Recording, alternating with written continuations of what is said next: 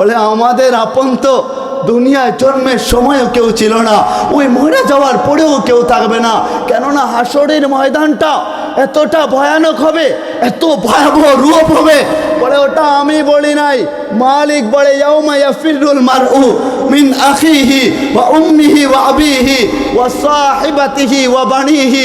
বলে সেদিন এত একটা ভয়ানক অবস্থা হয়ে যাইবে, ভাই ভাইয়ের কাছ থেকে পড়ান শুরু করে দিবে, বোন বোনের কাছ থেকে পড়ান শুরু করে দিবে, মা সন্তানের কাছ থেকে পড়ান শুরু করবে।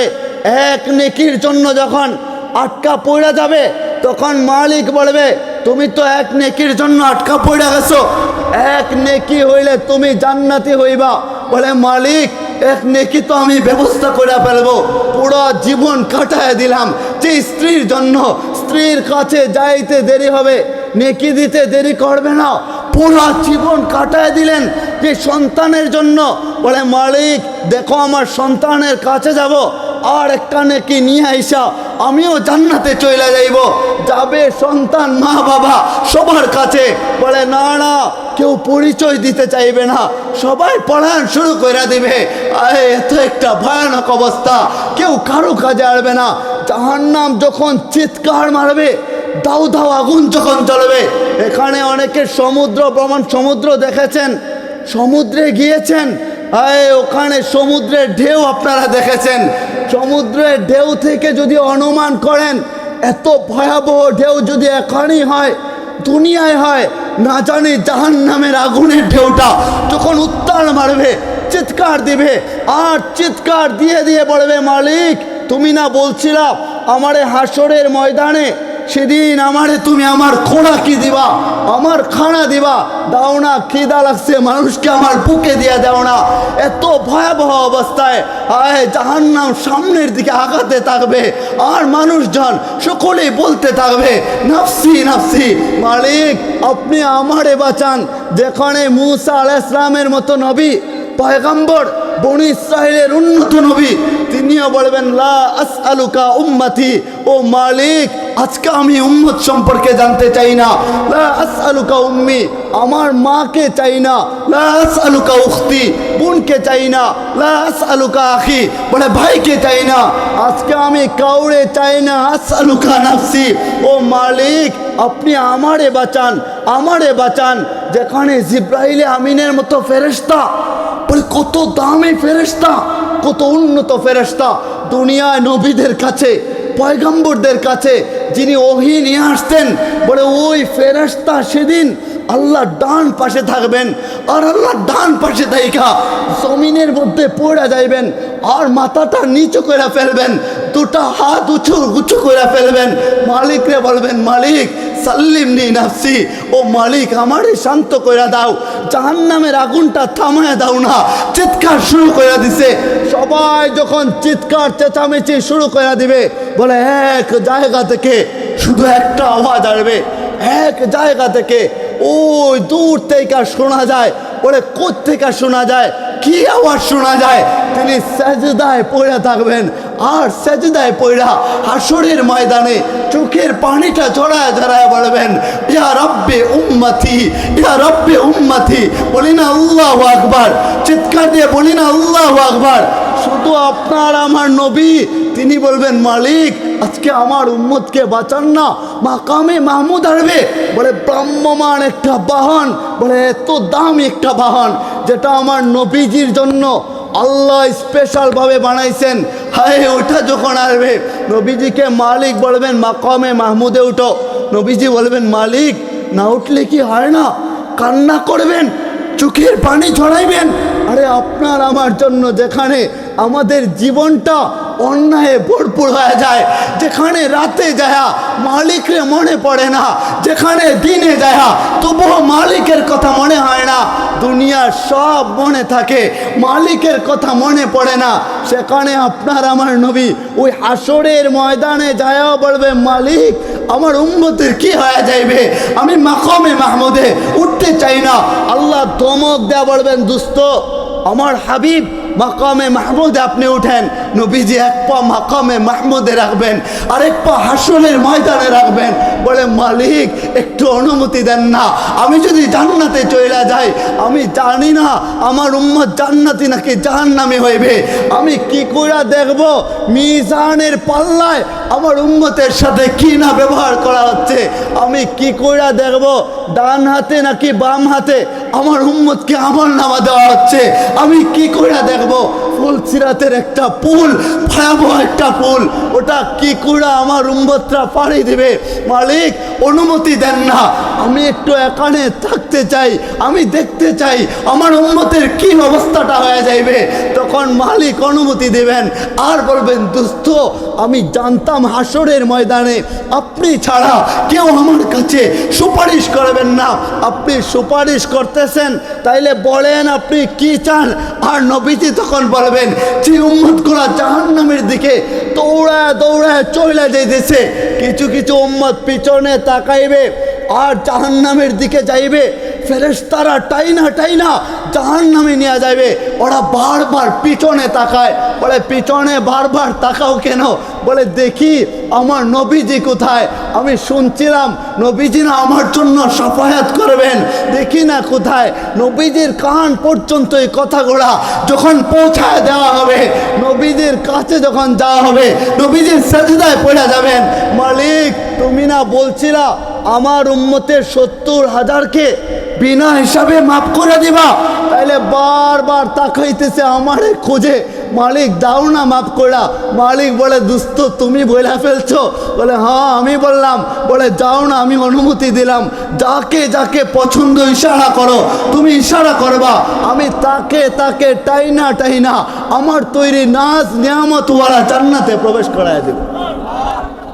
আজকে আমরা একটা নিয়ত করে নেব যে যেহেতু কষ্ট করে এখানে চলেই আসলাম, যেহেতু বসেই পড়লাম, বলে নবীর বাগানে যেহেতু চলেই আসছি, সেহেতু আজকে গুনাহ নিয়া বাড়িতে যাব না, পবিত্র হয়া তওবা কইরা বলে আল্লাহর দরবারে নিজের নামটা জান্নাতীদের লিস্টে উঠায়া তারপরে বাড়িতে যাব। সকলে বলি আমিন। ইন্নাল হামদুলিল্লাহি ওয়াসসালাতু ওয়াসসালামু আলা মান লা নাবিয়্যা বা'দা আম্মা বা'দু ফাআউযু বিল্লাহি মিনাশ শাইতানির রাজীম বিসমিল্লাহির রহমানির রহিম ইয়া আইয়ুহাল্লাযীনা আমানুত্তাকুল্লাহ কুনু মা'আস সাদিকিন ওয়া ক্বালা আন-নাবিয়্যু সাল্লাল্লাহু আলাইহি ওয়াসাল্লাম আত-তাকওয়া হিয়াল খাউফ মিনাল জালিল ওয়াল আমালু বিত-তানযীর ওয়াল কানাআতু বিল কলিল والاستعداد ليوم الرحيل أو كما قال عليه الصلاة والسلام।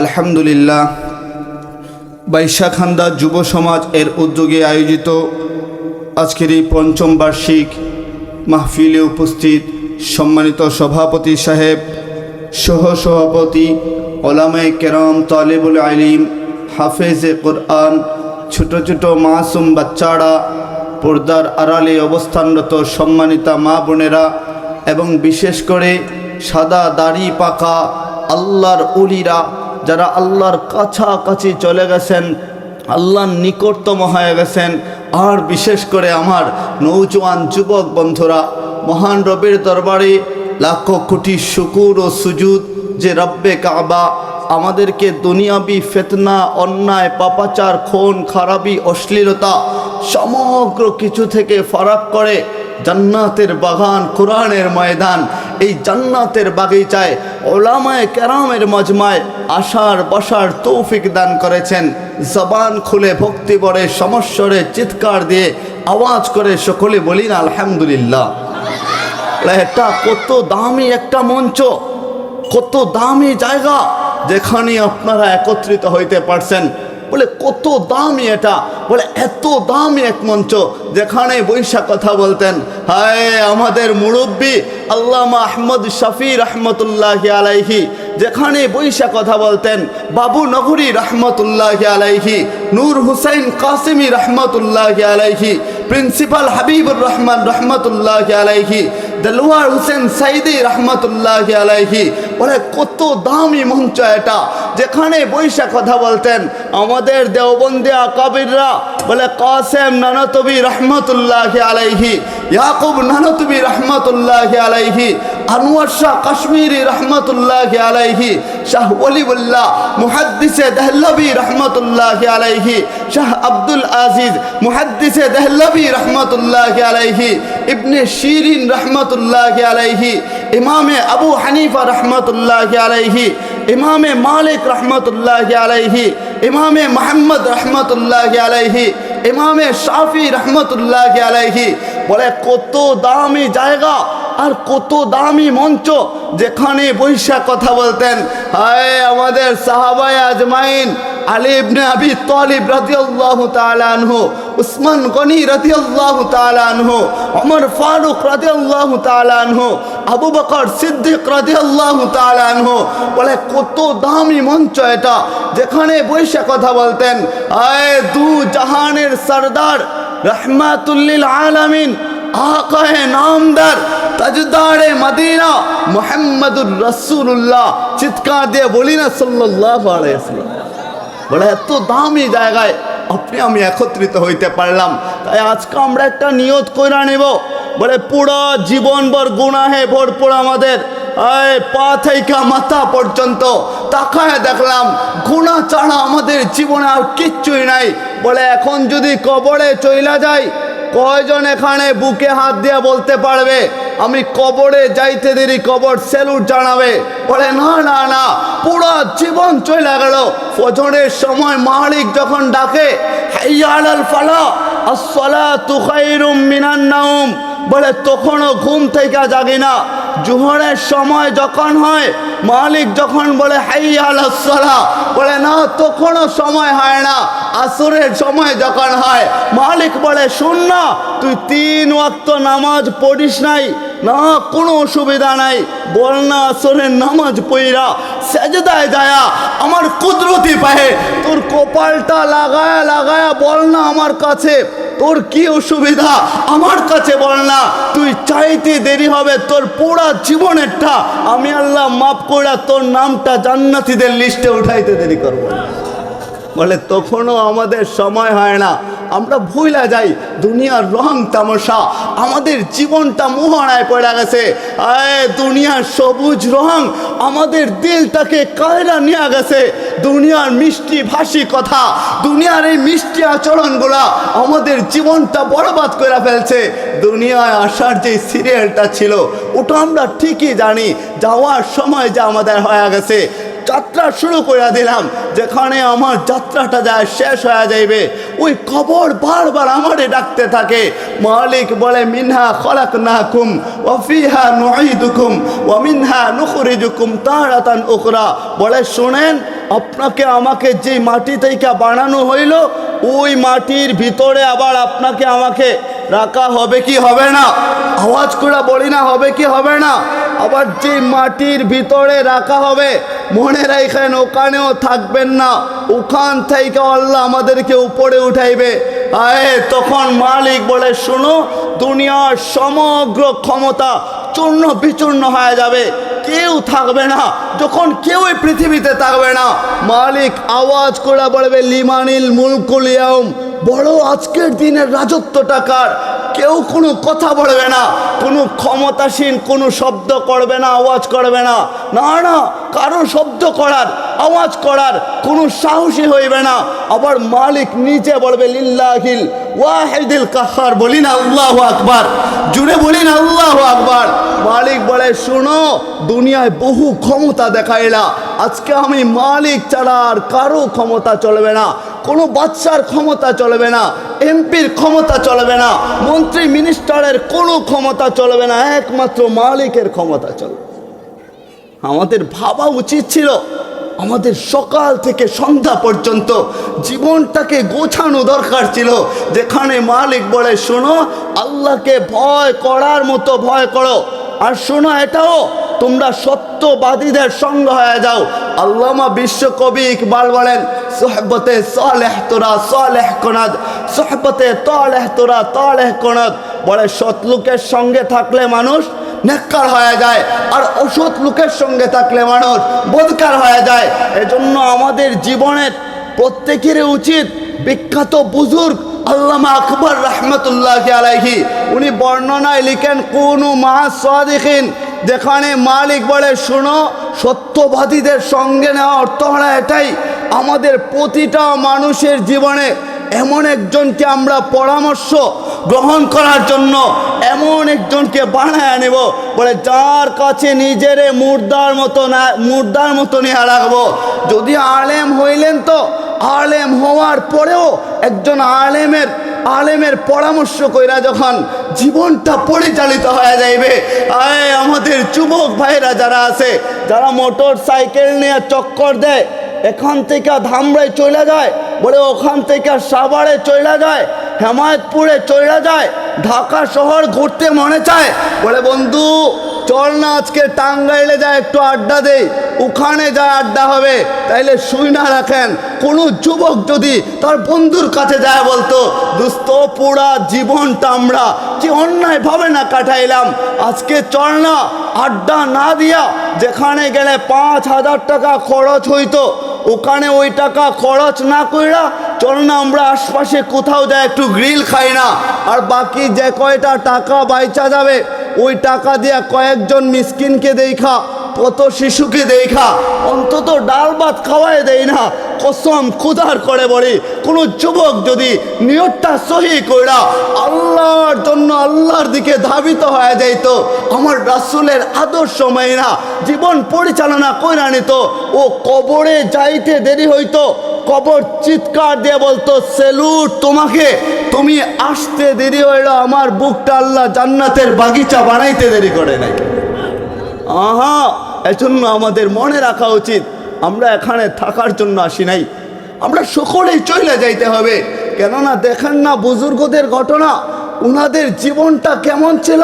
আমি তো বলি আমাদের প্রত্যেকের ভাবা উচিত, এখানে যারা উপস্থিত আছেন, যারা উপস্থিত নাই, আমাদের মা বোনরাও যারা আছেন, যারা আয়োজন করছেন, মিডিয়ার আছেন, বলে সকলের চিন্তা চেতনা নিয়ে আসা উচিত।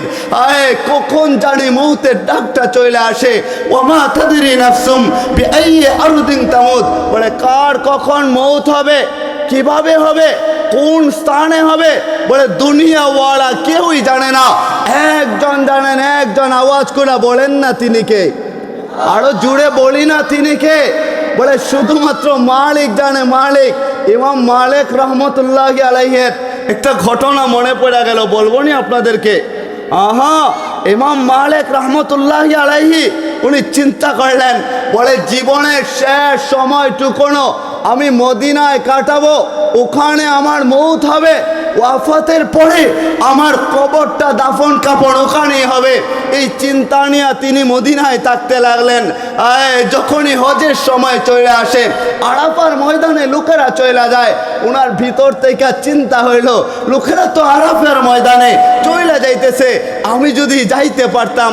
আবার এটাও ভাবতেছেন, যদি আমি আরাফার ময়দানে চলে যাই, ওখানে যদি আমার মৌতটা হয়ে যায়, তাইলে তো আমার মদিনায় আর কাফন দাফন হইল না, ওখানে তো আমি আর ঘুমাইতে পারলাম না, মদিনা ওয়ালার সাথে হাশরের ময়দানে আমি তো আর উঠতে পারবো না। চিন্তা কইরা উনি বললেন ইস্তেখারা কইরা দেখা যাক, ইস্তেখারায় তো সমাধান খুঁজা পাওয়া যায়, তার কারণে উনি ইস্তেখারায় লাগলেন। ইস্তেখারা যখনই উনার তন্দা ভাবটা আসলো, তো আল্লাহর রসুল বলি না সাল্লাল্লাহু আলাইহি ওয়াসাল্লাম, উনি স্বপ্নের মধ্যে আইসা হাতের 5 আঙ্গুল দেখাইলেন। কয় আঙ্গুল দেখাইছেন, বলে 5 আঙ্গুল দেখাইছেন। উনি চিন্তা করলেন নবীজি আসলেন আবার চলে গেছেন, বলে কাহিনীটা কি, এর মানে কি আমি 5 দিন বাঁচবো নাকি 5 মাস নাকি 5 বছর। বলে চিন্তায় পড়া নিজের খাদেমকে ডাক দিলেন, বলে খাদেম তুই জানা বর্তমান জামানার সবচেয়ে বড় স্বপ্ন বিশারদ ইবনে শিরিন রহমতুল্লাহি আলাইহির দরবারে চলে যা, যায় স্বপ্নের ব্যাখ্যাটা নিয়ে আয়। তো তুই ওখানে যখন যাবি আমার নাম বলবি না, স্বপ্নটা যে আমি দেখলাম। তো খাদেম চলে গেল ইবনে শিরিন রহমতুল্লাহি আলাইহির দরবারে, যায় বলে নবীজি হাতের 5 আঙ্গুল দেখাইছেন, একজন স্বপ্ন দেখছে, স্বপ্নের ব্যাখ্যা বলেন। তো তিনিও বুঝা ফেললেন এত চমৎকার স্বপ্ন জামানার ইমাম মালিক ছাড়া, জামানার ইমাম মালিক ব্যতী রেখে কেউ কখনো দেখতেই পারে না। উনি বললেন স্বপ্নটা কে দেখলো, বলে নাম বলা নিষেধ, নাম বলা যাবে না। ইবনে শিরিন রহমতুল্লাহি আলাইহি বললেন, যদি নাম না বলো তাইলে মনে রাখো আমি ব্যাখ্যাও তোমাকে বলবো না। বড় কে দেখছে? আবার এটাও বইলা দিলেন, আমি জানি এমন স্বপ্ন জামানার ইমাম মালিক ব্যতিরেকে কেউ কখনো দেখতেই পারে না। বড় উনি দেখছেন কিনা? বলে না, নাম বলতে পারবো না, ওটা বড় আমার জন্য নিষেধ। বলে যাও, আমিও স্বপ্নের ব্যাখ্যা বলবো না। চলে গেলেন ইমাম মালিকের দরবারে। যা ইমাম মালিক বলেন, কি স্বপ্নের ব্যাখ্যা নিয়ে আসলি? বলে না, ব্যাখ্যা নিয়ে আসতে পারি নাই। কেন নিয়ে আসলি না? বলে তিনি বলেন নাম বলার জন্য। আবার এটাও বইলা দিছেন, এমন স্বপ্ন জমানার ইমাম মালিক ছাড়া কেউ দেখতেই পারে না। তাইলে বলেন আপনার নাম কি বইলা দিব? উনি বলে যাই নাই, যেহেতু গেল তাইলে যা আমার নামটা বইলা দে। যাই বলেন হ্যাঁ ইমাম মালিক স্বপ্ন দেখেছে। স্বপ্নের ব্যাখ্যা বলেন, তিনি ব্যাখ্যা শুরু করছেন, ইন্নাল্লাহা ইনদাহু ইলমুস সাআ ওয়া ইউনাজ্জিলুল গায়স ওয়া ইয়ালামু মা ফিল আরহাম ওয়া মা তাদরি নাফসুম বিআইয়ি আরদিন তামুত ওয়া মা তাদরি নাফসুম মাযা তাকসিবু গাদা ওয়া মা তাদরি নাফসুম বিআইয়ি আরদিন তামুত। বলে 5 জিনিসের জ্ঞান আল্লাহ ছাড়া কেউ জানে না, শুধুমাত্র মালিক জানে। তাইলে বলেন ইন্নাল্লাহা ইনদাহু ইলমুস সাআ, কিয়ামত কখন হবে, কোন সময়টাতে হবে, কোন মাসে হবে, এটা পৃথিবীর কেউ জানে না, কোনো নবী রাসূলও জানে না। বলে একজন জানেন, একজন আওয়াজ করে বলেন না তিনি কে? ওয়া ইউনাজ্জিলুল গায়স, বলে কখন কোথায় বৃষ্টি হবে ওটা কেউ জানে না, শুধু মালিক ছাড়া। বলে আবহাওয়া তো জানে। আরে আবহাওয়া বলে বঙ্গোপসাগরের দক্ষিণ দিক থেকে উত্তর দিক থেকে ঘূর্ণিঝড় মুখা আসতে পারে, কিন্তু না, ওটা অন্যদিকে চলে গেছে। আবহাওয়া জানে না, বলতে পারে না। 3 নম্বরে মায়ের পেটের ভিতরে রেহেমের ভিতরে যে সন্তান হবে ওটা ছেলে নাকি মেয়ে হবে, বলে মালিক ছাড়া কেউ জানে না। যদি বলেন আল্ট্রাসোনোগ্রাফি করে তো জানা যায়, বলে জানা যায়, তবে মালিক যখন রেডি কইরা দেয় তখন জানা যায়, এর আগে কেউই জানে না। আগামী কালকে একটু পরে আপনি কি খাবেন, আপনার রিজিকে কি আছে, বলে ওটা মালিক ছাড়া কেউ জানে না। সর্বশেষ যেই কথা, ওমা তাদরি নাফসুম বিআইয়ি আরদিন তামুত, কার মউত কখন হবে, কোথায় হবে, কিভাবে হবে, সেটা পৃথিবীর কেউই জানে না। যদি জানতো তাইলে ঈদের সময়ে বলে সমুদ্রতে পদ্মা নদীতে ডুইবা, ওই যে আমাদের বাস পানিতে ডুইবা গেছে, যার কারণে বহু মানুষ চলে গেছে দুনিয়া চাইরা, বহু মায়ের কোলটা খালি হয়ে গেছে। বলে কারো কোল খালি হইতো না যদি মৌতের খবরটা কেউ জানতো। সাদ্দাত যখন জান্নাত তার দুনিয়ার তৈরি ওটাতে প্রবেশ করবে, বলে প্রবেশ করতে পারে নাই। যদি জানতো এত কষ্ট কইরা পুরা দুনিয়ার স্বর্ণ মুদ্রা একত্রিত কইরা জান্নাত বানায়া এক পলক দেখতে পারবে না, তাইলে অত কষ্ট কইরা জান্নাত বানাইতো না। সুতরাং বলেন আমাদের মৌতের সময়টা এটা আমাদের কারো জানা আছে নাকি? কারো যেহেতু জানা নাই, তাইলে আমাদের উচিত প্রতি রাতে যায়। তাই আমি তো বলি আমার এই জাতি যদি বলে সারা দিন পরে ঘুমানোর সময় 2-1 ফোঁটা চোখের পানিটা ছাইরা মালিকের দরবারে 2টা হাত তুলে বলতো, মালিক এত বড় সংসার, এত ছাই ঝামেলা সব সামলে নিয়া সারাদিন তোমার কাছে আসতে পারি নাই, তো এখন ঘুমাইতে চললাম, সকালে যদি উঠাও তাইলে উঠবো, নাহলে চিরনিদ্রা হয়ে যাবে। কেননা ঘুম তো মৃত্যুই, ঘুম তো মারা যাওয়াই। ঘুম যদি মৃত্যু মারা যাওয়া না হইতো তাহলে ঘুম থেকে উঠার দোয়াটা কেন হবে?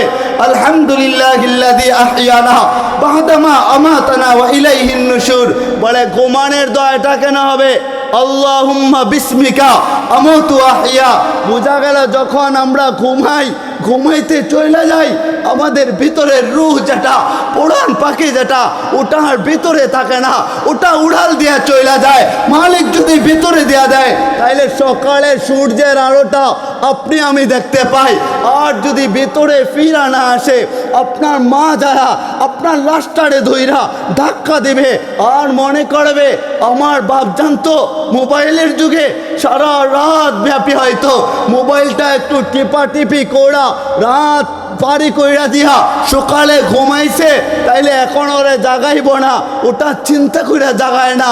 আরেকটু পরে মা যায় ডাক দেয়, বলে বাপজান উঠ না, দেখ তোর পছন্দের খাবারটা আমি মা বানায় রাখছি, আয় না আয়, খাবারটা খায়া যায় না। বলে সন্তান নাড়াচাড়া করে না। আরেকটু পরে আবার আইসা ডাকে, বলে তবুও সন্তান আর শব্দ নাই, সাড়া নাই, দুনিয়া চাইরে চলে গেছে। একটু পরে বলে মা চিৎকার চেঁচামেচি শুরু করে দেয়, চিৎকার দিয়া বলে বাপজান উঠ না, তুই ছাড়া যে আমি অসহায় হয়ে যাই, তুই না থাকলে আমার ভিতরে খানা যায় না, একবার তাকা না আমার দিকে। বলে না না, দুনিয়া চাইরা যখন চইরা যায়, ওই পোড়ান পাখিটা যখন চইরা যাইবে আর সারা শব্দ হইবে না। রিজাল লা তামশি, আপনার পা থাকবে ঠিকই আর চলতে পারবেন না। ইয়াদুল্লাহ তাতলি, হাত থাকবে ঠিকই আর ধরতে পারবেন না। এই চামড়ার হাত আগে যেভাবে ইচ্ছা প্রয়োগ করতেন, এখন আর প্রয়োগ করতে পারবেন না।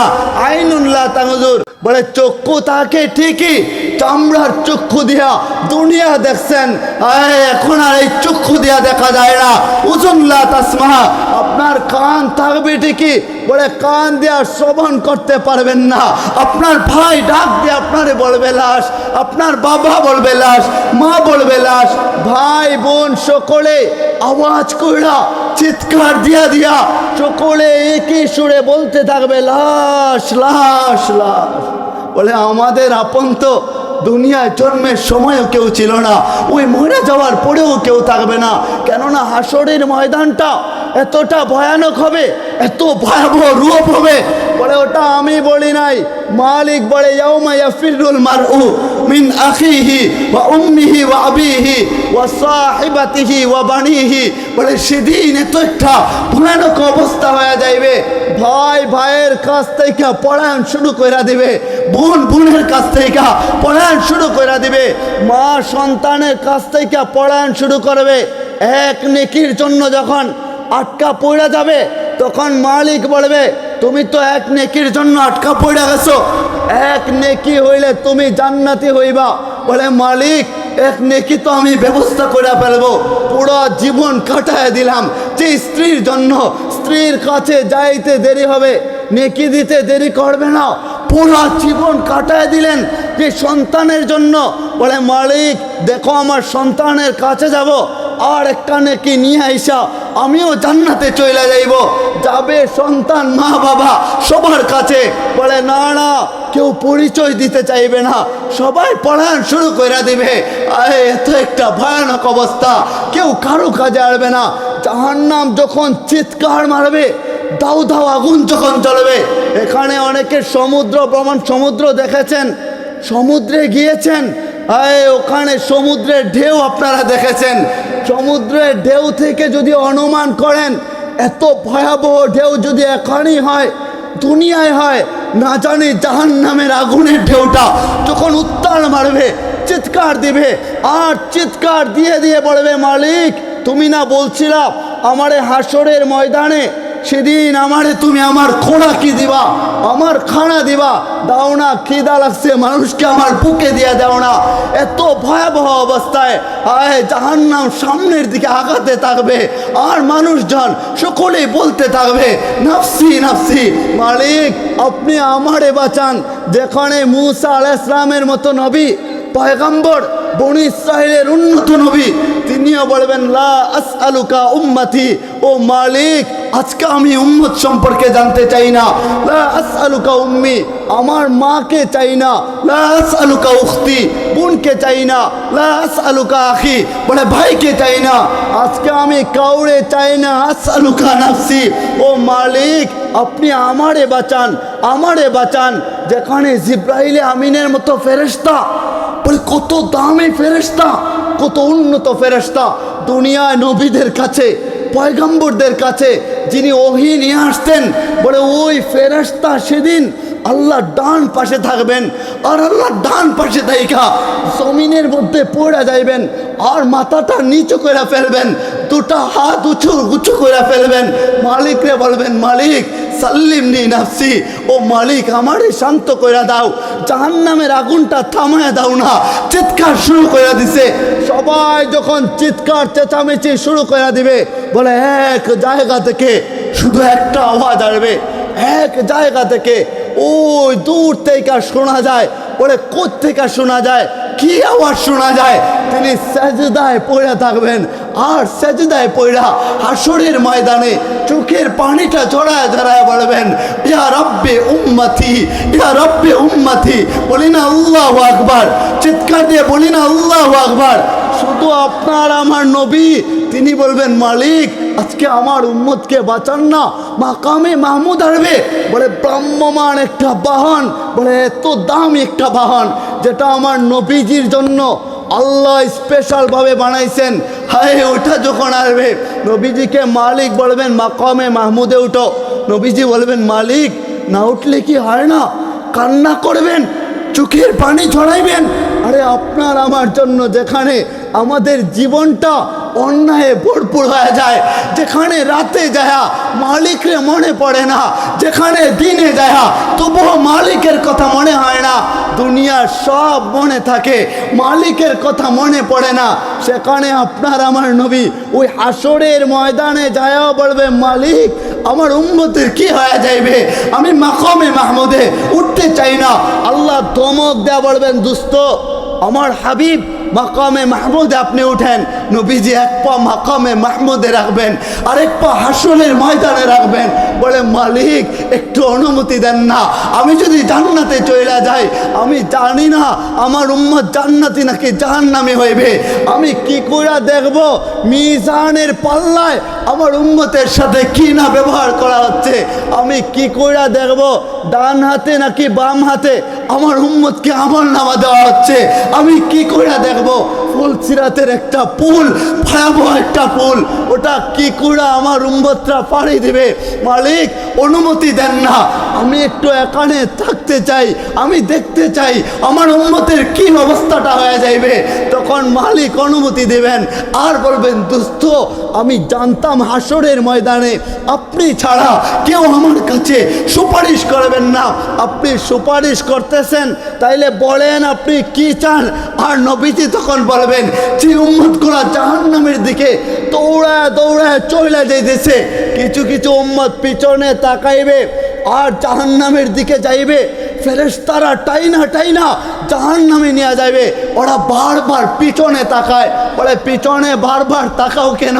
বলে দেখি আমার নবীজি কোথায়, আমি শুনছিলাম নবীজি না আমার জন্য সাফায়াত করবেন, দেখি না কোথায়। নবীজির কান পর্যন্ত এই কথাগুলা যখন পৌঁছায় দেওয়া হবে, নবীজির কাছে যখন যাওয়া হবে, নবীজির সাজদায় পড়ে যাবেন, মালিক তুমি না বলছিলা আমার উম্মতের 70,000কে বিনা হিসাবে মাফ করে দিবা, তাইলে বারবার তাকাইতেছে আমারে খুঁজে, মালিক দাও না মাফ করা। মালিক বলে, দুস্ত তুমি বলে ফেলছো? বলে হ্যাঁ আমি বললাম। বলে যাও না, আমি অনুমতি দিলাম, যাকে যাকে পছন্দ ইশারা করো, তুমি ইশারা করবা, আমি তাকে তাকে টাইনা টাইনা আমার তৈরি নাজ নিয়ামতওয়ালা জান্নাতে প্রবেশ করায় দেব।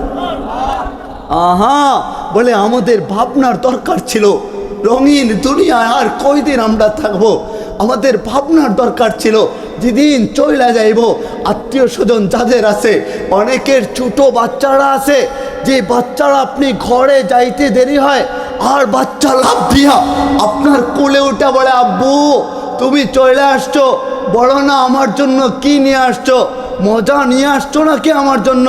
বলে আব্বু একটু বাহানা করে, তুমি জানো মা আমারে পিটুনি দিল, একটু কোলে নাও না।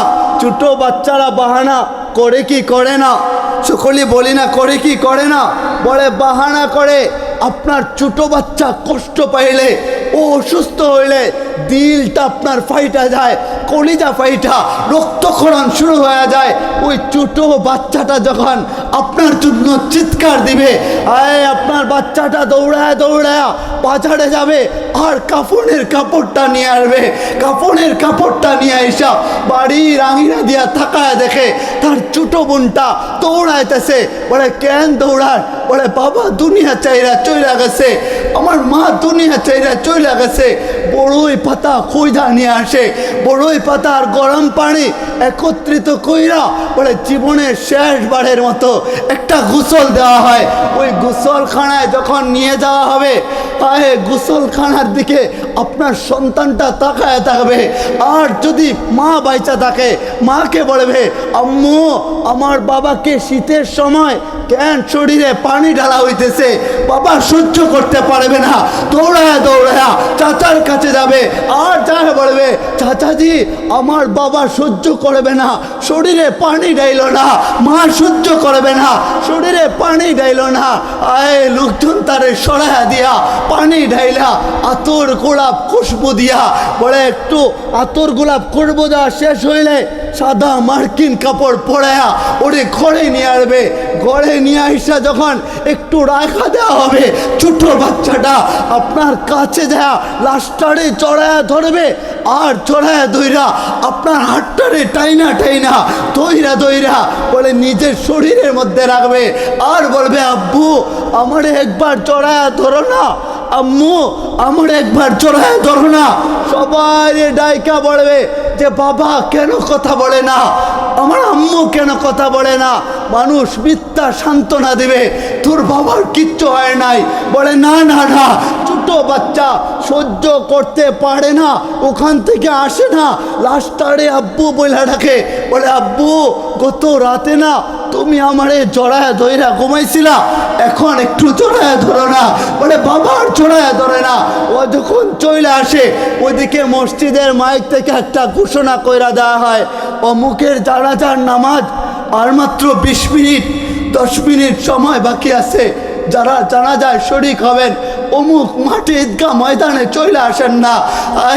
এই কথাটা যখন আপনার মায়ের কানের মধ্যে যাবে, দুনিয়ার এমন কোনো মা নাই যে সহ্য করতে পারবে, তারানো তাইকা উখান মায়ের জমিনে পড়ে যাইবে। এই কথাটা যখন স্ত্রীর কানে যায়, একদিকে ঘরে লাশটারে রাইখা দেওয়া হয় আর আইসা বলে স্বামী আমার এতদিন তো আমি তোমারে চিনি নাই, এতদিন তোমারে বুঝি নাই, কত অন্যায় করে ফেলছি। বলবে আদরের স্ত্রীটা যখন ওই লাশের পাশে যাবে আর লাশের পাশে যায় স্বামীর লাশের পাশে যায় দাঁড়াবে, চোখের পানিটা ছায়রা দেবে আর ছায়রা দেয়া বলবে স্বামী আমার এতদিন তোমার সাথে কত জুলুম করছি, না বুঝা তুমি আমারে মাফ করে দিও। তুমি যে চইলা গেলা, কে আমারে আদর কইরা জড়ায় ধরবে, হায় কে আমারে আদর কইরা স্ত্রী বইলা ডাকবে, কে আমারে শাসন করবে, তুমি যে চইলা গেলা কারে আমি স্বামী বইলা ডাকবো। মা যখন আপনার লাশের পাশে যাবে, জনম দুঃখিনী মা, মা লাশের পাশে যায় একবার বলবে লাশটার একটু দেখা না। বলে মুখ থেকে যখন সাদা কাপড়টা একটু সরাইয়া দেওয়া হবে, ওই সরাইয়া দেওয়ার পরে যখন মুখটা বাইসা উঠবে, মা অজ্ঞান হইয়া তাড়াতাড়ি লাশটারে চড়াইয়া ধরবে আর চড়াইয়া ধরে বলবে তোরে আমি বলছিলাম যেন ধামরাই মোটর সাইকেল নিয়ে চক্কর না দিস, তবু চইলা গেছিলি, সকালে না ভালো অবস্থায় বের হইলি, বিকালে লাশ হইয়া বাড়িতে ফিরলি, তোরে না বলছিলাম অযথা আড্ডা দিবি না, তারপরও আড্ডা দিলি, এবার তুই আমার সামনে লাশ হইয়া ফিরে আসলি। আমি কারে বাচ্চাদন বইলা ডাকবো, কারে কুকা বইলা ডাকবো। মা চোখের পানিগুলা ছাইরা দিয়া দিয়া লাশ পড়ে। আপনাদের কষ্ট হইতেছে না? হ্যাঁ, আপনারা কি রাগ হইতেছেন? আমি এটাই চাই যে আমাদের আলোচনা হবে শুধুমাত্র একজনের জন্য। বলুন তো তিনি কে? আরো আওয়াজ করে বলি না তিনি কে?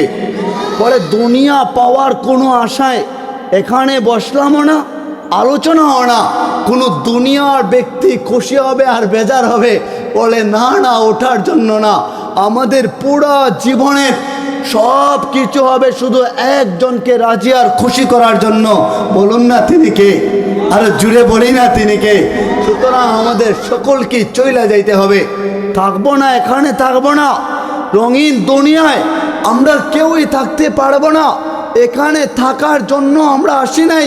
বলে যাত্রা শুরু করছিলাম ঘড়ির কাঁটা দেইকা। কখনো কি শিক্ষা নিছেন? বলে যে 12টা থাইকা ঘড়ির কাঁটাকে আপনি যদি শুরু করেন, ওটা ঘুরে ঘুরে যখন আবার 12টায় চলে আসে, মনে রাখেন 24 ঘন্টা অতিক্রম যখন হয়ে যায়, আপনি ওইভাবে মনে করবেন যে 12টার সময় আমার যাত্রা শুরু হয়ে গেল। ঘড়ির কাঁটা যেমন কইরা থামে না, ওটা থাইমা থাকে না, ঠিক ঠিক কইরা ওটা সর্বদা চলমান, ওটা চলতেই থাকে। আমাদের যাত্রাটাও চলমান, ওটা সর্বদা চলতেই থাকে, ওটা কোথাও যায় থামে না। যেদিন ঘড়ির কাঁটা যায় সমানে সমানে হয়ে যাবে আমাদের জীবনের যাত্রা, ওখানে যায় শেষ হয়ে যাইবে, তো মা যখন ওই লাশের পাশে যায় আর যায় চিৎকার দিবে, চোখের পানিটা চাইরা দিবে, ঘরের সকলটা চিৎকার দিয়া দিয়া কান্না করবে, কেউ মামা বইলা বইলা কাঁদবে, চোখের পানি জড়াইবে। বলে না না না, আপনি এতটা স্বার্থপর হয়ে যাইবেন, কোনো জবাব সেদিন দিতে পারবেন না। কেউ চাচা বইলা আপনাকে ডাকবে, কোনো জবাব দিবেন না। আবার মাইক থেকে আলান হয়ে যায় জানাজার আর মাত্র 5 মিনিট সময় বাকি আছে। দেখা যায় মানুষ তাড়াহুড়া কইরা একটা খাটিয়া নামক বাহন, 4 পাওয়াড়া বাহন, যে বাহনে মানুষ উঠতে চায় না, কখনো উঠাতে উঠে না, কেউ কখনো জীবিত অবস্থায় ওই বাহনে উঠে নাই। ওই বাহনটা বাড়ির আঙিনা দিয়া যখন নিয়ে আসা হবে, মা দরজার চৌকাঠে দাঁড়ায়া দাঁড়ায়া ওই বাহনের দিকে যখন নজরটা পড়ে যায়, পড়ে এতক্ষণ তো আমার বাচ্চাদনের লাশটা আমার ঘরেই ছিল, আমার কাছেই ছিল, ওটারেও এখন নিয়ে যাইবে। স্ত্রী চিৎকার দিয়ে কাঁদবে আর কান্না কইরা কইরা কান্নার সুরে বলতে থাকবে, আমার স্বামীরে বোধহয় এখনই নিয়ে যাবে, এতক্ষণ লাশটা ছিল আর লাশটাও থাকবে না। বলে সবাই চিৎকার দিবে, আহাজারি করবে। যখন ওটারে ঘরে আইনা দেওয়া হবে, মানুষ লাশটারে দইরা দইরা ওই 4 পাওয়ালা বাহনে তুইলা নেবে আর মাকে অন্য রুমে নিয়ে নিবে। দরজার মধ্যে দাঁড়ায়া ঘরের মহিলারা চিৎকার দিবে, যাদের কন্যা সন্তানরা আছে, বলে কন্যা সন্তান বাবার জন্য ভালোবাসা একটু বেশি থাকে, থাকে কি থাকে না? কন্যা সন্তান ও চিৎকার দিবে আর চোখের পানিটা জড়াইবে, বলে আব্বু তুমি আমাকে চাইরা চইলা গেছো, আমি আব্বু বইলা কারে ডাকবো? ছোট বাচ্চাটা বলবে আব্বু তুমি আমারে চাইরা কি কইরা খাটিয়ায় উঠতে পারলা, তুমি কি দেখো না আমি তোমারে ছাড়া মুহূর্ত থাকতে পারি না। বলে জানাজার নামাজ শুরু হওয়ার আগ মুহূর্তে যখন লাশটারে নিয়ে রাখা দেওয়া হবে, শেষ বাড়ির মতো আপনার কিছু বন্ধু বান্ধব দূরাত্মীয়রা যারা শেষমেশ আসবে, ওরা এসে একবার দেখবে, লাশটারে দেখবে আর চোখের পানি জড়াইবে। আর সবাই জড়ো হইয়া একটা মাইক হাতে নিয়া বাবাকে বলা হইবে, তুমি কিছু কথা বলো। বাবা চোখের পানিটা ছাইরা দিয়া কান্না সুরে বলতে থাকবে, আমার বাচ্চাদন বুকের মানিকটা দুনিয়া ছাইরা চইলা গেছে, ওর কাছে টাকা পয়সা পাইলে আমার কাছে বলবা, আমি পরিশোধ কইরা দিব। আরে বাবা যদি চইলা যায়, সন্তান বলে আমি ওনার বড় সন্তান, টাকা পয়সা পাইলে আমাকে বলবা, আমরা পরিশোধ কইরা দিব। চোখের পানি ছাইড়া দেওয়া শেষ। বলে 4 পাওয়াড়া বাহনের মধ্যে 4 জন দইরা দইরা বাড়ি রাঙিয়া দিয়া শেষ বাড়ির মতো যখন আপনারে নিয়ে যাওয়া হইবে, ওইদিকে ঘরের মায়েরা দরজায় দাঁড়ায় থাইকা বলে শেষ বিদায় দিয়ে দিবে। আয় এমন একটা বিদায়, চিরঞ্জীবের জন্য বিদায়, চিরদিনের জন্য বিদায়। ওই বিদায়ের পর আর কোনো বিদায় শুরু হয় না, যাত্রা হয় না, এটা শেষ বিদায়। দেখবেন দুনিয়ায় যখন আপনি আপনার সন্তানকে কোনো প্রবাসে কোনো দেশে পাঠান, তখনই সহ্য হয় না, চোখের পানিগুলা ঝরায় ফেলেন, মা চিৎকার দেয়, তখনই কান্না করে। সাময়িক বিদায় দেওয়ার পরেও বাবা মা সহ্য করতে পারে না, চিরবিদায় যেদিন জানাবে ওদিন কি করে সহ্য করবে। চৌকাঠে দাঁড়ায় বলবে, বাপজান চইলা তো যাচ্ছিস, আর ফিরে আইবি না তুই আমার কাছে জানি, বাপজান তুই একবার সাড়া দে না, বলে না, কোনো কথা বলবে না। বাচ্চাগুলা বলবে আব্বু একবার কথা বলো না, বলে না না না, তখনও কথা বলবে না। হায়, সবাই যখন ডাকবে কোনো কথা বলে না। লাশটা স্বার্থপর হয়ে যায়, বাড়ির আঙিনা দিয়া ওই কবরে যখন নিয়ে যাওয়া হয়, আয় কবরের মধ্যে আপনারে আমারে রাইখা বলেন বলেন, দুনিয়ার সবাই চলে আসে, কেউ ওখানে থাকে না। বাবা সঙ্গী হয় না, মা সঙ্গী হয় না, স্ত্রী পুত্র ভাই বোন সন্তান সন্ততি কেউ সঙ্গী হয় না কি সেদিন? কেউই সঙ্গী হয় না। সবাই যখন বাড়িতে চলে আসে, ঘটনা আরেকটা মাঝে মধ্যে ঘটা যায়। পরের দিন সকালবেলা দেখা যায় যে ছোট বাচ্চা যেটা ছিল, যে নাবালেগ বাচ্চা বুঝে না, ওরে ঘরে খুঁজে পাওয়া যায় না। বাড়িতে যখন তোলপাড় হয়, বাবা চলে গেল, ও কোথায় গেল, ডাকতে ডাকতে খুঁজতে খুঁজতে যায়, দেখে বাবার কবরের উপর ওইটা, ও কবরে শুয়া শুয়া আঙ্গুল দিয়া দিয়া কবরের মাটি করে আর বলে আব্বু তুমি এখানে কেন শুয়ে আসো? আমি তোমারে নিতে আসছি, চলো না বাসায় যাও না। কত রাতে আমি তোমারে পাই নাই, তুমি জানো না বাবা, তোমারে ছাড়া আমার ঘুম আসে না, তোমারে জড়ায় ধরতে মনে চায়। ছোট বাচ্চাটা মায়ের কবরের উপরে ওইটা কবর খুঁড়ে আর বলে যে আমি তোমাকে এখান থেকে নিয়ে আসবো। আম্মু তুমি জানো তোমার মতো কেউ আমারে ভালোবাসে না, তুমি জানো ওই যে আমার সৎমা আমারে নির্যাতন শুরু করে দেয়, তুমি জানো মা আমার চাচি বড় বড় চোখ করে আমার দিকে তাকাইছে, হাতে দইরা একটু মুচড় দেয়া দিছে, আমি ব্যথা পাইছি। মা তুমি আসো না, একবার জড়ায় ধরো না, একবার খুলে নাও না, আমি একবার তোমারে জড়ায় ধরবো। বলে না, ওই মা কি আর কখনো ফিরে আসবে নাকি? কত ঘটনা দুনিয়ায় ঘটা যায়, কেউ আমাদের সঙ্গী হয় নাই, বলে কেউ কখনো আমাদের সঙ্গী হইবে না। এর জন্য আমাদের প্রত্যেকের উচিত যে জীবন যা করছি সবই পেছনে রেখা এবার জীবনটাকে পবিত্র বানায় নেব। বলে কি করে পবিত্র বানাবেন? চলেন নবীজির একখানা হাদিস আপনাদেরকে শুনাই। নবীজি বলেন আসসালাতু ইলাস সালাতি কাফারা, বলে এক নামাজ থেকে অন্য নামাজের ওয়াক্ত আসতে দেরি হয়। বলে নবীজি বলতেছেন আল্লাহ জানায় দিছেন এক নামাজ থেকে অন্য নামাজের গ্যাপ মুহূর্তটার মধ্যে যত গুনাহ আমাদের হয়ে যায়, যদি অন্য নামাজে দাঁড়ান আর তওবার নিয়ত করেন, বলে ওই গ্যাপ মুহূর্তে যত গুনাহ হইল সমস্ত গুনাহ খাতা আল্লাহ মাফ করে আমাদেরকে পবিত্র বানায় দেন। বলে নবীজি বলেন আসসালাতু ইলাস সালাতি কাফারা, আল জুমআতু ইলাল জুমআতি কাফারা, বলে এক শুক্রবার থেকে জুমাবার থেকে অপর শুক্রবার আসতে দেরি হয়, জুমাবার আসতে দেরি হয়, আর আপনি মসজিদে গেলেন, যায়া মালিকের দরবারে একটু তওবা ইস্তেগফার করলেন, খতিব সাহেবের একটু আলোচনা শুনলেন আর নিয়ত করলেন, পুরা সপ্তাহ তো গুনাহ হয়ে গেল, মালিক আমার গুনাহে তুমি মাফ করে দিও। আমার নবীজি জানায় দিছেন আল জুমআতু ইলাল জুমআতি কাফারা, এক জুমাবার থেকে অপর জুমাবার আসতে দেরি হয়, আপনি মসজিদে যায় সাজদায় পড়তে দেরি হয়, মালিক বলে তোর পুরা সপ্তাহটা আমি আল্লাহ মাফ করে তোরে আমি পবিত্র বানায় দেব। বলে ওটা তো এক সপ্তাহটা মাফ হইলে হয় না, পুরা জীবনেরটা মাফ করানোর দরকার আছে না নাই?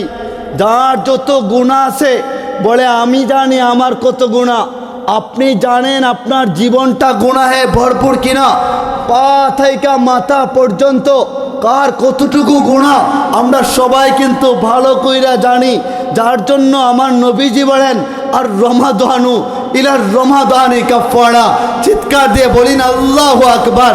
নবীজি আওয়াজ করে বলেন এক রমাদান মাস থেকে অপর রমাদান মাস যখন চলে আসে, আল্লাহ জানায় দিছেন পুরা বছরের আল্লাহ মাফ করা পবিত্র বানায়া তার নামটা জান্নাতীদের লিস্টে উঠাইতে আল্লাহ দেরি করেন না। বলে এক বছরেরটা মাফ হইলে হয় না, আল্লাহ জানাই দিছেন ইউহিব্বুত তাওয়াবিনা ওয়া ইউহিব্বুল মুতাতাহহিরিন, বলে পবিত্র হইয়া তওবা করতে দেরি হয়। কি কইরা তওবা করবেন?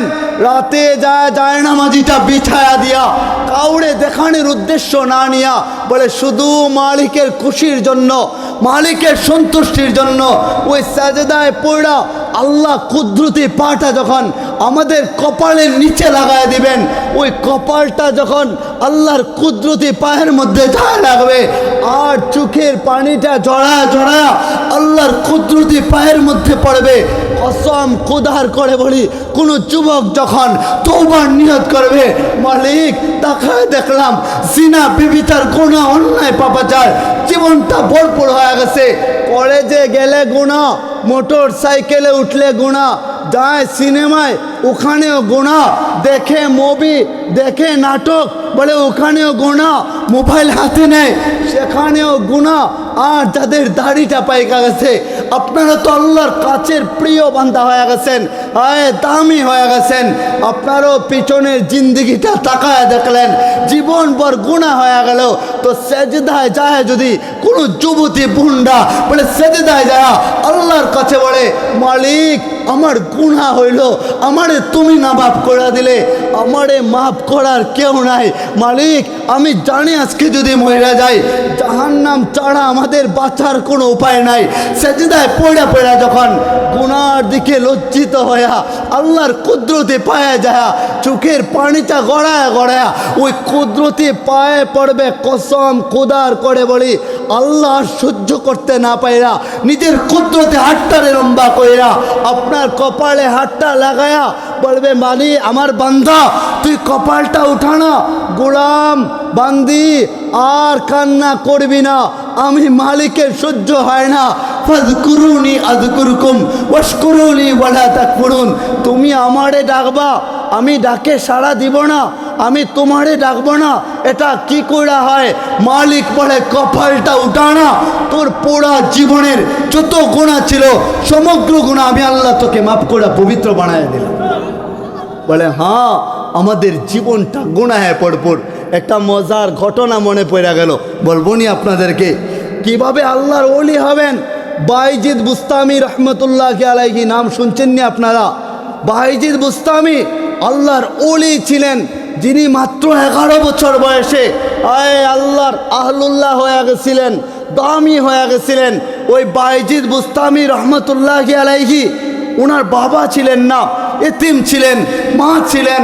বলে অন্যের বাসায় কাজ কইরা কিছু উপার্জন কইরা পরিবার চালাইতেন। উনি তো আল্লাহর ওলি ছিলেন, বাইজিদ বুস্তামির মা। তো উনি চিন্তা করলেন, আমার বাইজিদ বাবা হারা, আমার বাইজিদ এতিম হয়ে গেছে, ওরে তো মানুষের মতো মানুষ করতে হবে, আল্লাহ ওয়ালা করতে হবে। যার জন্য চিন্তা কইরা একজন আল্লাহর ওলির দরবারে গেলেন। ওলিকে যায় বললেন যে আল্লাহর ওলি, আপনি তো আলেম, আবার আল্লাহর প্রিয়, আহলুল্লাহ হয়ে গেছেন, আমার ছোট বাচ্চাটা আপনার কাছে দিয়ে গেলাম, ও যেদিন আপনার মতো হইবে ওই দিন আপনি ওরে ছুটি দিয়েন, নাইলে ছুটি দিয়েন না। বাইজিদ বুস্তামির বয়স ছিল মাত্র 6 বছর। কয় বছর ছিল? মাত্র 6 বছর বয়সে উনি উস্তাদের কাছে রইলেন পইরা, যেখানে বাড়িতে আসা যাওয়া কইরা পড়ালেখা করার কথা ছিল। ছোট বাচ্চা যেখানে মুখে খাবার তুলে দেওয়ার কথা ছিল সেখানে রাইখে আসলেন। বলে আপনার মতো না বানাইয়া ওরে বাড়িতে পাঠায়েন না। অনেক দিন চলে গেছে, বাইজিদ বুস্তামি তাকায় দেখলেন সব ছোট বাচ্চাদের বাবা যায়, ওনার তো বাবা নাই। ভিতর থেকে কষ্টগুলা চোখের পানি দেয়া ঝরায় ফেলেন, চোখের পানি ফেলেন আর কান্না কইরা কইরা মনে মনে ভাবেন, আমার বাবা থাকলেও আমার কাছে আসতো, আমারে কোলে জড়ায় ধরতো, আমারে বাড়িতে নিয়ে যাইতো, আমারে আব্বু বলে ডাকতো, গলায় জড়ায় নিত। আজকে তো বাবা নাই, আমার মা থাকলে কি হইব? টাকা পয়সা নাই, অন্যের বাড়িতে কাজ করে, মাও আসতে পারে না। বুকের পানিগুলা, বুকের কষ্টগুলা ধামায় চাপা আর রাখতে পারে না। গেলেন উস্তাদের কাছে, যা বলেন, উস্তাদজি সবার তো বাবা আসে, আমার বড় ইচ্ছা করে যদি বাবা থাকতো তাহলে তো আমারেও জড়ায় ধরতো, আমারেও কোলে নিত, আমার মাও আসে না। উস্তাদজি আমার মারে দেখতে বড় মন চাইছে, আপনি একটু ছুটি দেন না। যাই না মায়ের কাছে, একটু বাড়িতে যাব। উস্তাদ তো ওয়াদাবদ্ধ হয়েছিলেন, বলে না না না, উস্তাদের পর্যন্ত হওয়ার আগ পর্যন্ত, ওনার মতো হওয়ার আগ পর্যন্ত ছুটি দেওয়া যাবে না। তো চিন্তা করলেন যদি ছুটি দেওয়া দেয় ওয়াদা রক্ষা হবে না, আর যদি ছুটি না দেয়, ছোটো বাচ্চা, কচি বাচ্চা, দিলটা বড় নরম, ছোটো নাবালেক বাচ্চা, ওর মাথাটা অন্যরকম হয়ে যাইবে, দিলটা ভাঙিয়া পড়বে, ভিতর থেকে কষ্ট পাবে। কি চিন্তায় পড়ে গেলেন, মালিক কোন পরীক্ষায় আমারে তুমি ফেললা। উনি কৌশল করলেন, হেকমত কইরা কোরআন শরীফের কিছু পড়া দিয়া দিলেন। দেয়া বলে, বাইজিদ এই পড়াগুলা তোমারে দিলাম, যদি মুখস্থ কইরা এত সময়ের ভিতরে তুমি শোনাইতে পারো তাহলে তোমার ছুটি হয়ে যাইবে। এতগুলা পড়া দিলেন যেগুলা মুখস্থ করা সম্ভব ছিল না। তো বাইজিদ বুঝতামই, উনি বুঝতে পারলেন এত পড়া আমার পক্ষে মুখস্থ করা সম্ভব না। এই চিন্তা কইরা উনি জায়নামাজিটা বিছায়া দিছেন। বলে ছোটো বাচ্চা, 6 বছরের বাচ্চা, ও আবার কি বুঝে জায়নামাজি বিছায়া দিয়া আয় একা একা তার রুমের মধ্যে যায় জায়নামাজিতে পড়া, সেজদায় পড়া রয়েছে। আল্লাহর কুদরতে পায়ের মধ্যে নিজের কপালটা লাগায় দিছেন, আর চোখের পানিটা ছাইরা দিছেন, জমিনটা ভিজায় ফেলছেন, কপাল ভিজায় ফেলছেন, মুখটা ভিজায় ফেলছেন। ভিজায় ফেলা উপরের দিকে 2টা হাত তুইলা দিছে, তুইলা দেয়া বলে, আকুলতা আনতা গাফুরুর রাহিম। মালিক আপনি বলছেন আপনি গাফুরুর রাহিম, আপনি বলছেন আপনি আলিম, আপনি জ্ঞানী। মালিক আপনি ছাড়া এত পড়া আমারে কেউ মুখস্থ করায় দিতে পারবে না, আমি যতই পড়ি না কেন আমার মুখস্থ হইবে না। মালিক দাও না, ভিতরে দিয়া দাও না। বলে ছোটো বাচ্চা দুনিয়ার কারো উপর ভরসা করে নাই, দুনিয়ার কারো কাছে চায় নাই, ওই মালিকের কাছে চাইছে, মালিকের কাছে। আপনারা অভিভাবক হইয়া শিখান না, ছোটো বাচ্চাকে বিছা দেন, জায়নামাজি বিছা দেন, বিছা দেয়া বলেন বাবা এখানে তোমার স্থান, ওই মালিকের কাছে তাও না, চাও না, যিনি তো রাজ্জাক তোমারে রিজিক দিবে, আর কেউ দিতে পারবে না, তুমি তার কাছে যাও না, যিনি অসুস্থতা থাইকা তোমারে মুক্তি দিবে। আর দুনিয়ার ডাক্তার, দুনিয়ার অধ্যক্ষ, দুনিয়ার হসপিটাল, ফার্মেসি কেউ আপনাকে সুস্থ করতে পারবে না। আমাদের সুস্থ করার মালিককে, আওয়াজ করে বলেন মালিককে, ওই আল্লাহ ছাড়া কেউ সুস্থ করবে না। এখানে যারা অভাবী আছেন দুনিয়ার কারো কাছে না যায় বলেন, বলেন উপরওয়ালার কাছে চান না, বলেন না হাত 2টা তুইলা দিয়া ওই মালিককে তুই বইলা বলেন না, মালিক তুই আমারে দিবি না, কেন অসুস্থতা দিলি, কেন দুনিয়ায় পাঠাইলি, আমি তোর কাছে আসলাম সাজদায় পড়া। বলেন না মালিক কেন বানাইলি গোলাম কইরা, তুই মুড়ি ভয়া, কেন মাফ করে দিবি না, কেন শেফা দিবি না। আরে চাওয়ার মতো চায়া দেখেন না, ওলি হয়ে যান না, তুই বড়ার একটা সম্পর্ক কইরা নেন না। তুই মানুষ কারে বলে, যার সাথে ভালো বন্ধুত্ব হয়ে যায় ওরে তুই বলে। আপনিও আহলুল্লাহ হয়ে যান, মুত্তাকি হয়ে যান, পরহেজগার হয়ে যান, আর আল্লাহর কাছে সাজদায় পড়া অভাবের কথা বলেন, রোগের কথা বলেন, মায়ের অসুস্থতার কথা বলেন না।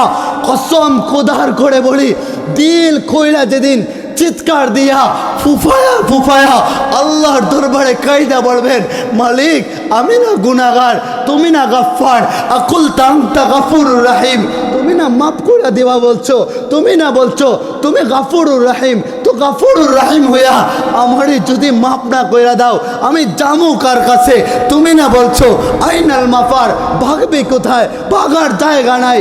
যদি সিঁড়ি বানায় আকাশে চলে যায়, চিৎকার দিয়ে বলেন না আকাশের রাজত্বটা কার, আরো জুড়ে বলেন না আকাশের রাজত্বটা কার। কেউ যদি জমিনের নিচেও চলে যায়, আয় ওই মালিক বলে ইল্লা বিসুলতান, সেখানেও রাজত্ব মালিকের। পাহাড়ের ভিতরে গর্ত কইরা ওখানেও চলে গেলে মালিক বলে ইল্লা বিসুলতান, সেখানেও রাজত্ব মালিকের। সমুদ্রের অতল গর্ভে আপনি যখন চলে যাইবেন ওখানেও মালিক বলে তুই কালো পাথরের ভিতরে কালো বিছানা বানায়া, কালো একটা দরজা বানায়া, কালো চাদর বানায়া ওখানে লুকায়া শুয়ে থাকলেও মালিক দেখে কি দেখে না? আওয়াজ করে বলেন, দেখেন কি দেখেন না? আল্লাহু নাজিরিন, আল্লাহ কিন্তু সবই দেখেন। মৌড়া যাবেন ঠিকই, তবে মৌটটা কখন আসবে কেউ জানেন না। আমাদের ওইদিকে একটা খোয়াই নদী আছে, ওই খোয়াই নদীতে 2-4 দিন আগে 4টা যুবক, হায় শুধুমাত্র যুবক হইল, যুবক বয়সে গোসল করতে গেল ওখানের মধ্যে। আর ডর চিনেন আপনারা? ডর, আমাদের ওদিকে ডর বলা হয়, যেখানে একটু দোষী বলা হয়। ওই জায়গাতে একটু সাঁতার কাটতেছিল, এমতো অবস্থায় কে যেন টান দিয়ে নিচে চলে গেল। প্রায় 30 ঘন্টা পরে ওর লাশটা উপরের দিকে বাইল। ওর লাশটা একটু অদ্ভুতভাবে উপরের দিকে উঠলো। সে জানতো না তার মুখটা ওখানে হয়ে যাইবে, সে ভাবেই নাই। সে ভালো অবস্থায় গেল, বন্ধুর সাথে সাঁতার কাটতে কাটতে ওর মুখটা হয়ে যাইবে। মা নদীর পাড়ে আইসা আহাজারি কইরা কইরা চিৎকার দিয়া দিয়া কান্না করতেছিল, কিন্তু লাশ আর উপরে উঠে না। মাও জানতো না, যদি জানতো তো তারে ওখানে পাঠাইতো না। সুতরাং আমরা কবরে যাওয়ার আগে আগে, মরে যাওয়ার আগে আগে, বা ইদা বারিকাল বাসারু, যেদিন চক্ষু বন্ধ হয়ে যাইবে, এর আগে আগে কবরের প্রস্তুতি নেওয়ার দরকার আছে না নাই? আওয়াজ করে বলি, আছে না নাই? সুতরাং আল্লাহর ওলি কেমন ছিলেন? তো বাইজিদ বুস্তামি রহমতুল্লাহ আলাইহি সেজদায় যা চোখের পানি জড়া, এবার যখন বলে মালিক তুমি ভিতরে দিয়া দেও না, আয় কোরআন শরীফ ধইরা একটা পৃষ্ঠা উল্টান, ওটা মালিক ভিতরে দেয়া দেয়। আবার পৃষ্ঠা উল্টায়, ওটাও ভিতরে দেয়া দেয়।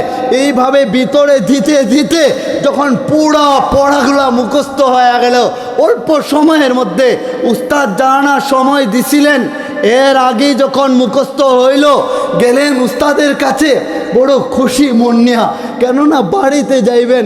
উস্তাদ বলল, পড়া হয়ে গেলে তোমার ছুটি দেয়া দিব, বাড়িতে যাইতে পারবা, মায়ের সাথে সাক্ষাৎ করতে পারবা। যা বলে, উস্তাদজি পড়া হয়ে গেছে, একটু শুনেন না। উস্তাদ বড় বড় চোখ কইরা অবাক কইরা তাকায়, বলে, বাইজিদ কি কইরা পড়া হইবি? তুমি কি তামাশা করো? বলে, না উস্তাদজি, আমি কেন তামাশা করব? বলে, শোনাও দেখি। তো শোনানো শুরু করছেন। যতটুকু না পড়া দিছিলেন এতটুকু পরিপূর্ণ শোনায়া আরও এক্সট্রা ওভার কিছু বিনা লুকমায় তখন তিনি শোনায়া দিছেন। তো শোনায়া দিছেন যখন, উস্তাদ অবাক হয়ে বলে, তুই তোর কোনো সাধারণ ছোট বাচ্চা না, তোর সম্পর্ক আমার যেমন মালিকের সাথে সম্পর্ক, তোর তো এর চেয়ে ভালো সম্পর্ক আমি দেখতেছি মালিকের সাথে। তোরে আমি ছুটি না দিয়া কি কইরা পারি? তুই যা না, বাড়িতে চইলা যা। আহে, ঘটনা তো এখানে ঘইটা যায়। বাড়িতে চইলা গেলেন, যা দরজায় ডাক দিলেন, বলে, আম্মু আমি বাড়িতে চলে আসলাম। মা বলে, কে তুমি? বলে, আমি তোমার বাইজিদ। বলে, না না, আমার বাইজিদ হতে পারে না, আমার বাইজিদ এখানে আসতে পারে না। কি কইরা বাইজিদ আসবে? যেখানে আমি বলছি যতদিন না উস্তাদের মতো হইবে ততদিন যেন উস্তাদ ছুটি না দেয়, তুমি বাইজিদ হইতে পারো না, চলে যাও। বলে, বিশ্বাস করো মা, বুকে বড় তামান্না নিয়া, তোমার সাথে দেখা করার জন্য বড় আফসোস নিয়া, কষ্ট কইরা, বড় আশা নিয়া আমি তোমার কাছে আসলাম। মা একটাবার দরজা খুলো, আমি তোমারে একটাবার চড়ায়া ধরবো, তোমার বুকে জড়ায়া ধরবো, তোমার গলায় চড়ায়া ধরবো। তুমি মাত্র একবার আমারে খুলে নিবা, একবার খানা খাওয়া দিবা। মা, কত বাচ্চাদের বাবারা যায়, মায়েরা যায়, ওরা যায় খানা তৈরা যায় মুখের মধ্যে, কত বাচ্চাদের বাবা যায় গলায় চড়ায় নেয়, বুকে চড়ায় নেয়, কোলে তৈরা নেয়। আম্মু তুমি দরজাটা খোলো না, কইলা একবার আমারে জড়ায় ধরো না। যখন চিৎকার দিয়া দেয়া বলতেছিল, আয় এমত অবস্থায় মা বলে, না না না, দরজা খোলা যাবে না, তুমি এখান থেকে চলে যাও। বাইজিদ বুস্তামি চোখের পানিটা ছাইরা দিছেন, চোখের পানি ছাইরা দিয়া আবার মাদ্রাসায় চলে গেছেন। মাদ্রাসায় চলে যায়া বলে, উস্তাদের কাছে যখন হাজিরা দিছেন, বলে, উস্তাদ বলে, কি হো বাইজিদ, বাড়িতে যাও নাই মায়ের কাছে? বলে না, আমি বাড়িতে গেছিলাম ঠিকই, মা দরজা করে না, বিশ্বাস করে না। ও ওস্তাদ জি আমার, আর ছুটি আপনি আমারে দিয়েন না, আর বাড়িতে যাইতে চাই না। সেজদায় পড়ে গেছেন, বছরকে বছর কাইটা যাওয়া শুরু হইতেছিল, 6 বছর থেকে 12 বছর পর্যন্ত বলে বাড়িতে না যায়া, মায়ের কাছে না যায়া, পুরা 12 বছর কাটায়া দিয়া যখন ওনার বয়স 18 হইল, তো একদিন উস্তাদ স্বপ্ন দেখতেছেন। বলে কেমন স্বপ্ন? উস্তাদ স্বপ্ন বেড়ায় দেখেন আল্লাহর রসুল উস্তাদের কাছে একটা পাগড়ি নিয়ে হাসিরা দিছেন। বলি না সুবহানাল্লাহ, আওয়াজ করে বলি না সুবহানাল্লাহ। একটা পাগড়ি নিয়ে হাজির। বলে বাইজিদকে আমার তরফ থেকে এই পাগড়িটা তুমি পরায় দিবা। বলি না আল্লাহু আকবার, আরো জুড়ে বলি না আল্লাহু আকবার। বলে বাইজিদকে বাড়ায়াতে পাগড়িটা পরায় দিবা। যাও যাও বাইজিদের দরবারে চলে যাও, আমি যে দিলাম ওইটা তুমি বলবা রসুল পাঠাইছেন। গেলেন বাইজিদের কাছে, যা দেখেন সেজদায় পইড়া চোখের পানি জড়ায়া মালিকের সাথে কথা বলা শুরু করে দিছেন। নবীজি বলেন আসসালাতু মিহরাজুল মুমিনিন, নামাজ মুমিনের জন্য মেহরাজ স্বরূপ। আরে আল্লাহর সাথে কথা বলার জায়গায় তো নামাজ, ওখানে যায়া আল্লাহর প্রতি ইশারা কইরা কইরা, আরে বলেন না দিল কইলা, বলে মালিক তুমি তো আমারে দেখতেছো, আমিও যেমন তোমাকে দেখতেছি, মালিক আমার এই অসুবিধা, তুমি একটু আমারে ব্যবস্থা কইরা দেও না। আরে বলেন, মালিকের কাছে বইলা দেখেন, একটু কান্না কইরা কইরা পবিত্র হয়ে যাবে, পরিবর্তন হয়ে যাবে। বাইজিদের কাছে যখন উনি গেলেন, যা বাইজিদকে ডাক দিলেন, বাইজিদ মাথা উঠায় না, বলে শুনো আমি তোমার উস্তাদ। বলে না না, আমি মালিকের সাথে কথা বলতেছি, আরে আমি মাথা উঠাবো না। বলে শুনো, আমাকে নবীজি তোমার কাছে পাঠাইছেন। সুবহানাল্লাহ বলি না, যখনই বলছেন নবীজি পাঠাইছেন, মাথাটা উঠাইছেন হাসি মুখে। বলে কি হয়েছে? বলে দেখো না বেলায়েতের পাগড়ি, নবীজি তোমাকে পড়াইতে বলছেন, বেলায়েতের পাগড়িটা পড়ায়া বাড়িতে পাঠাইছেন। গেলেন মায়ের দরবারে, মায়ের কাছে যাইতেই মা দরজা কইলা জড়ায় দইরা বলে বাইজিদ আমি জানতাম তুই যে আমার কাছে আসবি, এখন যে আসবি। আরে আল্লাহ ওয়ালারা ছিলেন। কয়েকদিন পরে বাইজিদ স্বপ্ন দেখেন, বলে একটা সেমিনারে খ্রিস্টানদের পাদ্রিগোড়া 2 লাখ খ্রিস্টান পাদ্রি ওখানে থাকবে, খ্রিস্টানদের লিডার সেখানে আসবে। স্বপ্নে দেখতেছেন খ্রিস্টানদের ড্রেস পইরা যেন ওখানে চইলা যান। তো কি কইরা খ্রিস্টানদের ড্রেস পরবেন? বাইজিদ বুস্তামি এই চিন্তা কইরা বলে উনি ওখানে যাইলেন না। পরের দিন আবার স্বপ্ন দেখলেন, পর 3 দিন যখন স্বপ্ন দেখলেন, তখন ওনাদের ড্রেস পইরা খ্রিস্টানদের সেমিনারে চইলা গেছেন। তাদের যখন সেমিনার শুরু হয়ে গেছে, হায় যিনি সবার লিডার ছিলেন, তাদের মুরব্বী ছিলেন, যার কাছ থেকে খ্রিস্টানরা নূর পাইতো, ওনার জবান বন্ধ হয়ে গেছে, চার নাড়াচাড়া শুরু করে দিছে। সবাই আওয়াজ করে বলে কেন জবান বন্ধ হইল? বলে কেন জবান বন্ধ হবে না? আমার সামনে তো একজন মুহাম্মদী উম্মত বৈশা রয়েছে, যার কারণে জবান বন্ধ হয়ে গেছে। বলে দেখান গর্দনা আলাদা করে দিব। বলে না না না, গর্দনা আলাদা করা যাবে না। তাই উনাকে যখন সামনে নিয়ে আসলেন, হায় যখনই সামনে নিয়ে আসা হইলো, ওনাকে প্রশ্ন করা হইলো, প্রশ্নের জবাব দিলেন। তারপরে যখন উনি বললেন যে আমি একটা প্রশ্ন করব, ওইটার জবাব দিবেন। বলে বড়, বলে আকাশ আর জমিনের চাবিটা কি? সব খ্রিস্টানরা নীরব হয়ে গেছে।